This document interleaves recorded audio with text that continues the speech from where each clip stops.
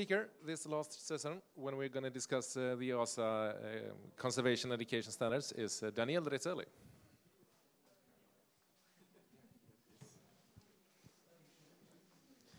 Sorry, I'm again here. Well, yes, this is the topic of the presentation. I'm presenting these kind of things because we went through the screening in November, so I had to work hard on it. And I discovered soon that meeting the EAZA CAS became this one, Educators' Anxiety on Zoo Accreditation because of conservation education standards. It gave me a few problems, but everything was went good, thanks to caffeine, of course, and adrenaline.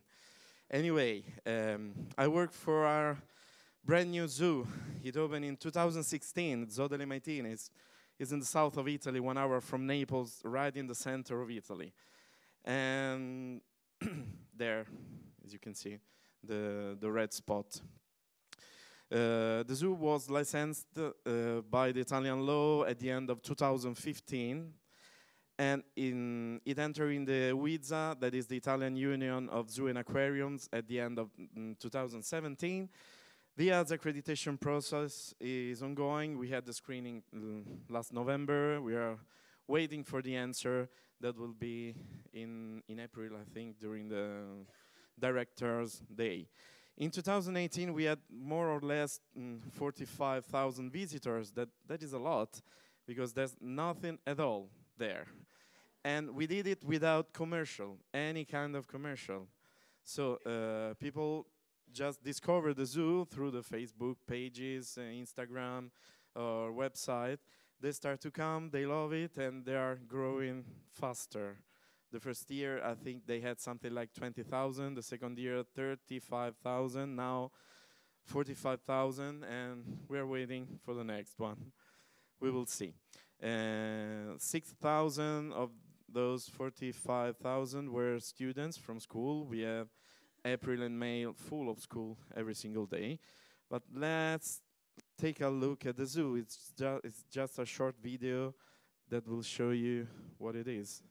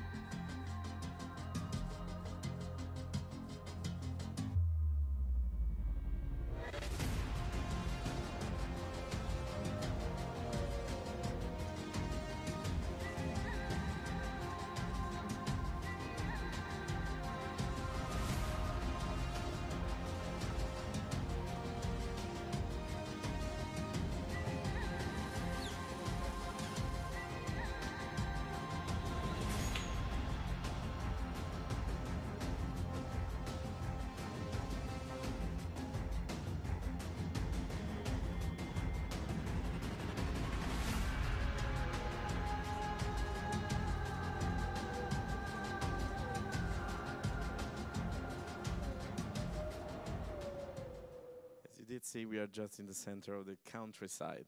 Anyway, I started my work there at Zoo delle Maitine on exactly 1 year ago. It was the 26th of March 2018. And since that day, in order to match the CES, I did a few things. First of all, I rebuilt the educational offer for school. And I found there something absolutely good, but it was maybe a little too much. Many educational activities that were frontal lesson based. And we all know, being educators, what happened with frontal lesson with kids. Something like this. Usually they fell asleep. Poor creature. So I tried to change them. What was very good, it was the amount of materials I had. And I transformed that in IBSA-based activity, so hands-on activity. IBSA method, I don't know if you know what it is the inquiry-based science education. So kids are exposed to some sort of materials, and they have to pose question to themselves, and they have to find an answer. That was really good. They enjoyed a lot, and it came out also a short publication about this study that I did during the activities last year. The publication is on ResearchGate as well, so you can find it. Then I rebuilt the educational offer for the public. We implemented some keeper talk, me talking, feeding time as well. Again, me with lemurs, public demonstration, bird dragons and leaf insects. We have some house special events day. Also in cooperation with a group of the working group of Italian educators at EAZA that is very active in this way. We have several campaigns that we do together. We just launched a campaign about Mediterranean reptiles, and I hope that you had read the poster in the poster room. And I also implemented the Skype in the classroom project with Skype in all over the world. I wrote down a new conservation education policy. It was quite easy, until point 18, 19, and 20. Yeah, they talk, of course, about evaluation. Not so much problem with number 18. The zoo must evaluate its conservation education program using appropriate method. Okay, for the 2018 season, we cooperate with the EduZoo group in a common research about teacher and school visits. And we did it. That for school, for visitors, we did some visitor studies. What about, point 19, the zoo should aspire to conduct blah, blah, blah, as on people's knowledge, attitude, and behavior. Well, knowledge, we can do some pre and post questionnaire. I prepared it for this year. What about attitude and behaviors? That's the problem. And I had a little argument with a EAZA officer, inspector during the screening, because it's very difficult to evaluate the change in attitude and behaviors.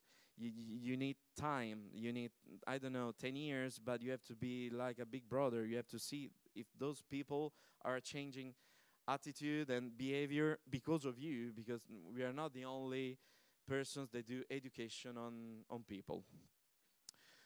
So I want to finish this presentation with this question to all of you and all of the persons that can do something, some specialists. I don't know, if there is any standardized method to evaluate the effect on conservation education program on attitude and behaviors, because I absolutely don't know, and I don't know what to do. I ask again your help. Anyway, thank you for your attention. Maybe, I don't know if anyone can read what's written down. The secret to make it better people is to fry them. Thank you very much.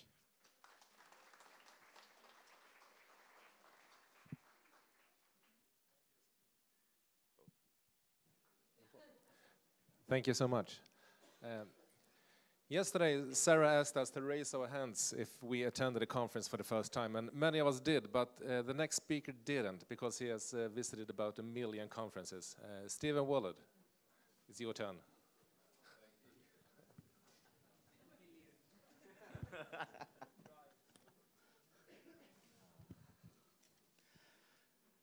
Okay, so taking Europe to China.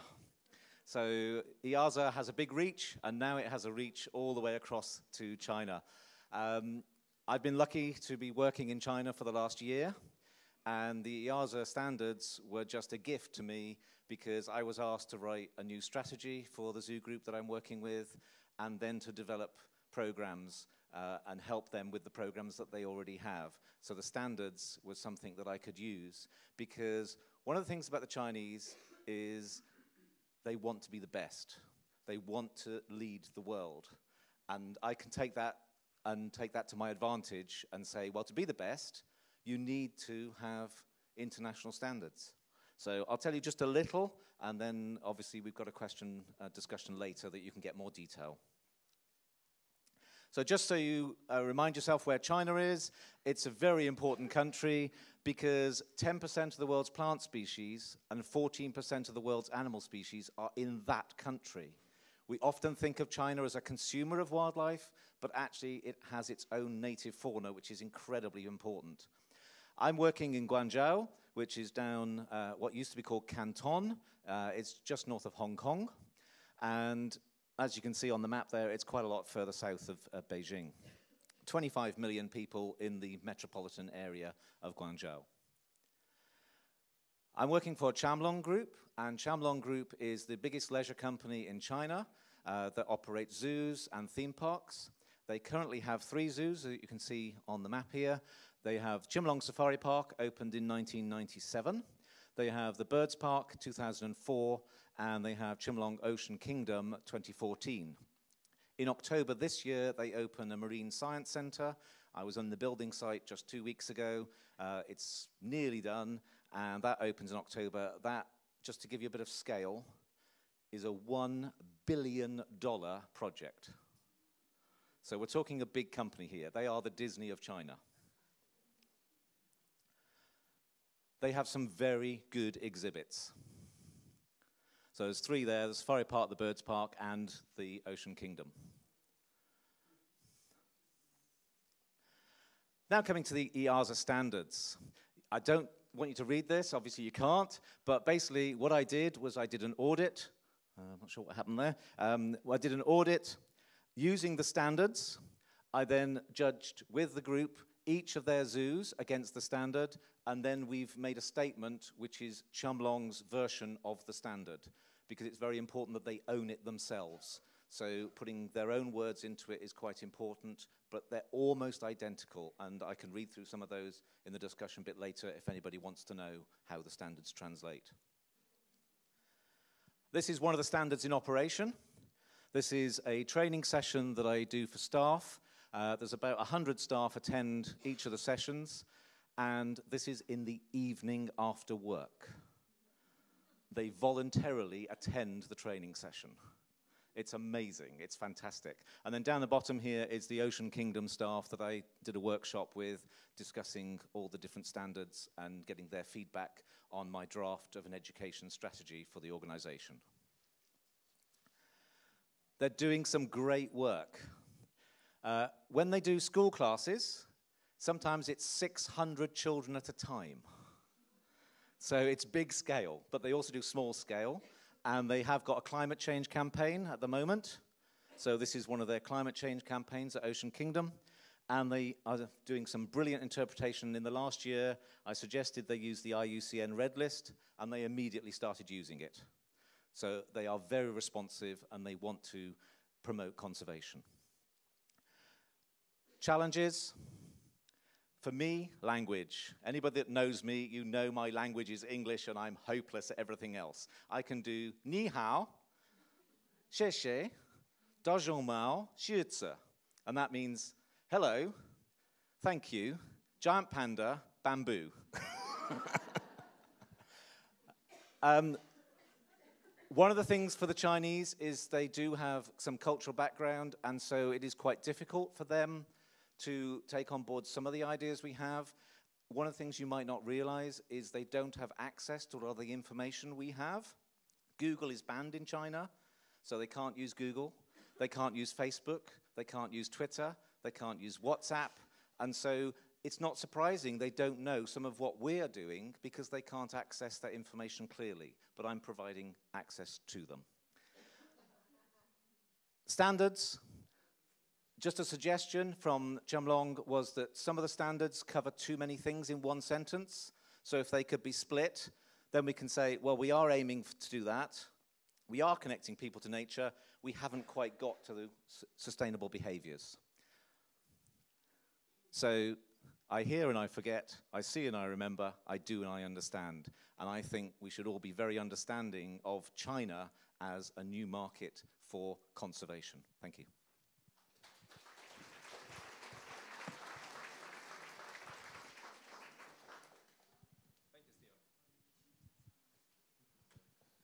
Thank you, Stephen.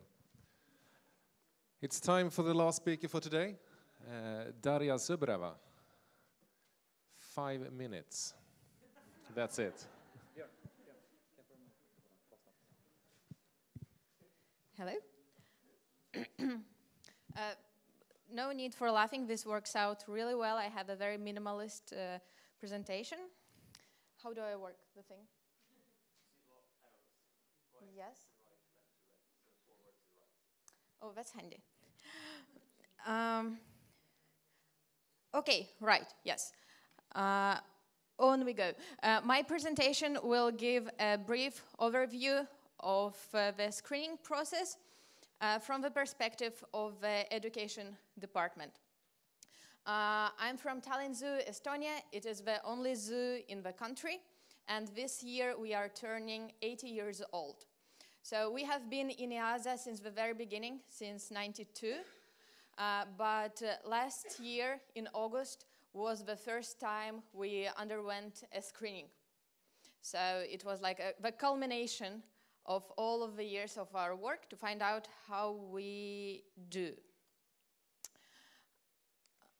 Right, so before the screening you have to fill out something called Accreditation questionnaire, all about your zoo. For the education it has 9 questions, which are really straightforward. It's just how many staff do you have, how many have teaching qualifications, what programs do you do, how many do you do, and it's pretty much all numbers. You just take it from your yearly reports. Hopefully you do those. And that's really easy. And then you have to include the education strategy or the education plan of your institution, and also the methodology of the evaluation that you do, because you are supposed to do it. The result of the pre-screening for us was actually the completion of the education plan, because we had been working on it, and the looming screening provided us with a deadline. At the moment, our education plan is 15 pages. 6 pages is just text of what we do, why we do it, and who do we do it with. And then we have 9 pages of different examples with pictures of our information stands, examples of our worksheets, and stuff like that. All of it is in Estonian. You send it off to the screening team and hope they use Google Translate or something like that.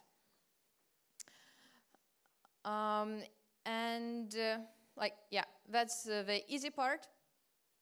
And then the screening, which you really should prepare for. You can use the screening team questionnaire, which is the framework that the screeners will be using to evaluate your zoo.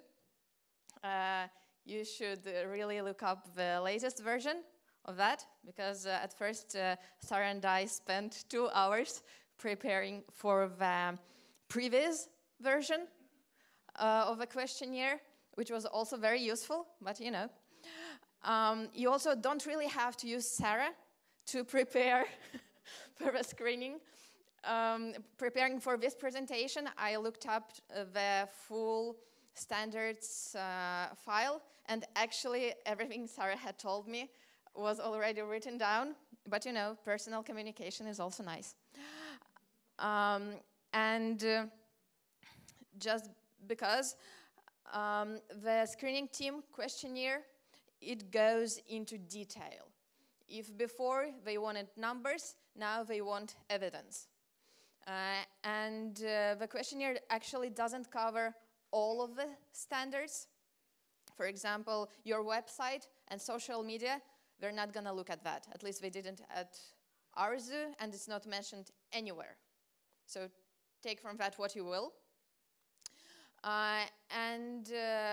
Because our education plan, it follows the education standards, but it doesn't have the same layout. We don't write it down like from 1 to 20. what we did have to work a little bit with was finding the evidence. So we had several meetings of all of our education staff to say, like, what do you do for this, what do you do for that, and what can you give me to show the screeners. So in the end we had like a neat folder of material. Some of it was text, some of it was children's drawings to show the evaluation process and different methodology. And then the screening itself, we made a neat little plan, here it is, for posterity, where we outlined what we are going to be talking about, in what order. And then we unleashed it on the screeners. They were so happy. So we monologued for a little bit and presented like, we do this, we do that, we're awesome, love us. And then they asked us 2 questions. So they asked whether the education plan was a new thing for us. We said, yes, it is. And then they asked, did we use the conservation education standards? And we said, yes, we did. And then we went to show them our educational facilities, classrooms, pretty much. And we were like nodding along, yeah, that's a classroom. And then we had an interesting intersection of education and animal welfare. And there you could really see the thing we were talking about, that they're not educators, they are curators, because there they like turned on. How do your animals live outside of the public demonstrations that you use them for? And we are still waiting for the result of the screening, but the education part got pretty much all top marks. Yeah, so no problem with education at Tallinn Zoo, which is nice. Thank you.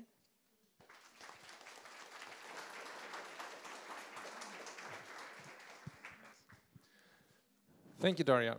That concludes the speakers for today. And it's time for a discussion panel.